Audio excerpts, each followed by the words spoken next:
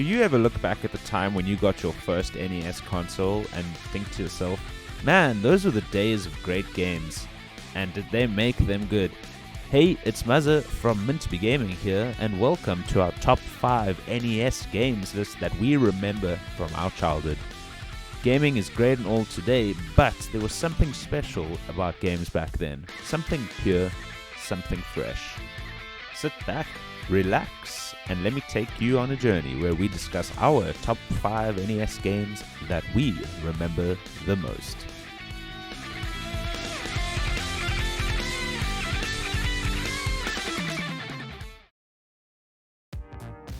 First on our list is Battle City, a multi-directional shooter video game originally developed and published by Namco in 1985. The game felt like Pac-Man in style, but instead of avoiding enemies, the task was to attack and destroy them all whilst protecting your base, which was indicated by an eagle at the bottom middle of the screen. Battle City contained 35 different stages. Each map contained different types of terrain and obstacles, and in some cases, obstacles such as brick and steel walls could be destroyed depending on the power-up that you had going. The game consisted of multiple different power-ups, ranging from weapon upgrades to shields for your own base. The enemy tanks come in 4 different sizes, with the largest one requiring 4 shots to destroy. This would add to the greater challenge of the game in later levels, as enemy tanks may act as decoys to lure players away from their base, so that another tank can destroy it.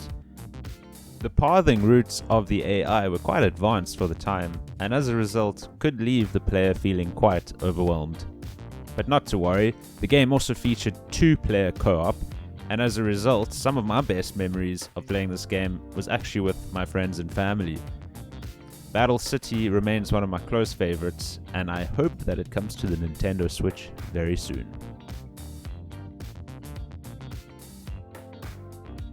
YY World 2 SOS Parsley Castle is a 1991 single-player and 2-player co-op platforming game released by Konami for the NES and Famicom.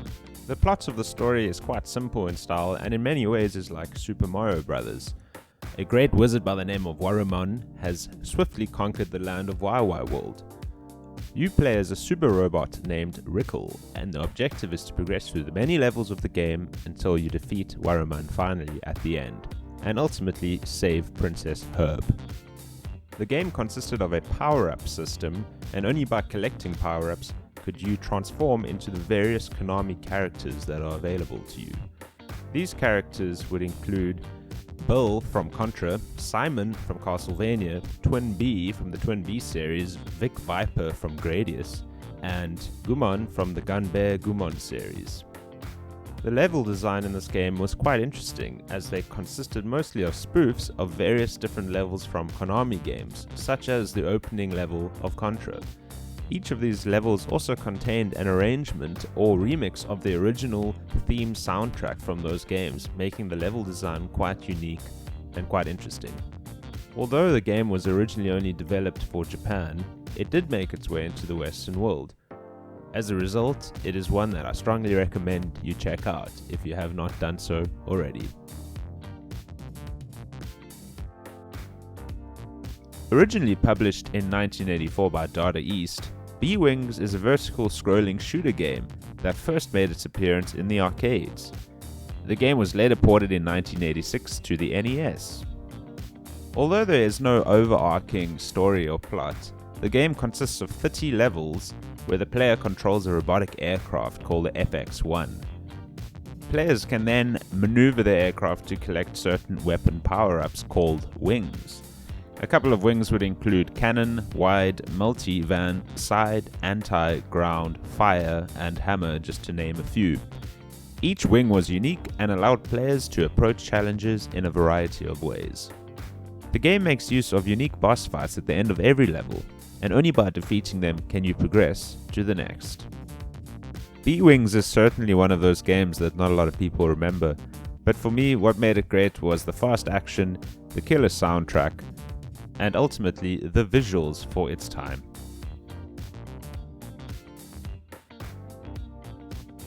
Extremely fun, but tormentingly challenging.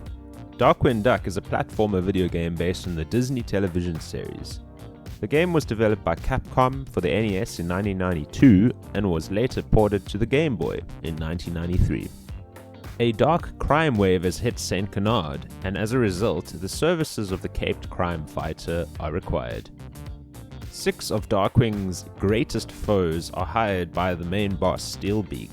In order to get to Steelbeak, Darkwing has to subdue each of these criminals and ultimately save the city.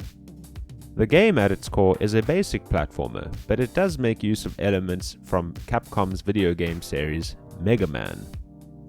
Along with the typical platforming, Darkwing has access to his trusty gas gun that he can use to take down enemies. As you progress through levels, you can pick up power-ups that can enhance your gun. These power-ups can include Thunder, Heavy, and Arrow. Each special gas requires having ammunition and take up different amounts and function differently. At the beginning of the game, the player has access to 3 levels to choose from. Once those 3 levels are completed, they then can proceed to the next 3, and once all 6 are finished, the player then proceeds to the floating fortress for their final confrontation with Steelbeak. Due to my love for the television series as a child, this game remains one of my firm favorites, despite being extremely challenging. And finally on our list is a game that remains one of my all-time favorites from the NES era. Contra is a run-and-gun video game developed and published by Konami, originally for the arcade in 1987. In 1988, a version was released for the NES, along with various ports for other computer formats.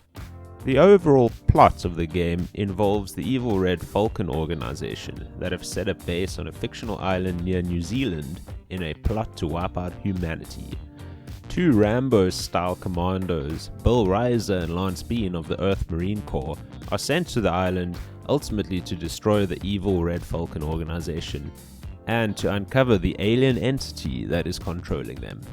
The game consisted of your typical left-to-right platforming levels, but also had some bottom-to-top platforming and a third-person perspective level when you were inside Base 1 and Base 2. The game also consisted of various weapon power-ups that could transform your basic gun into a more capable alien killing machine.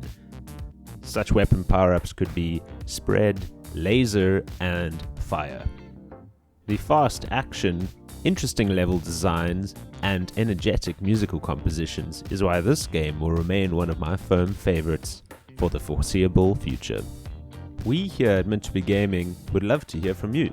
Please let us know down in the comments below which game from the NES era you remember the most from your childhood. If you enjoyed this video, please consider hitting that like button and subscribing. If you didn't, a thumbs down, perfectly okay. Thanks for watching, and I'll see you on the next one.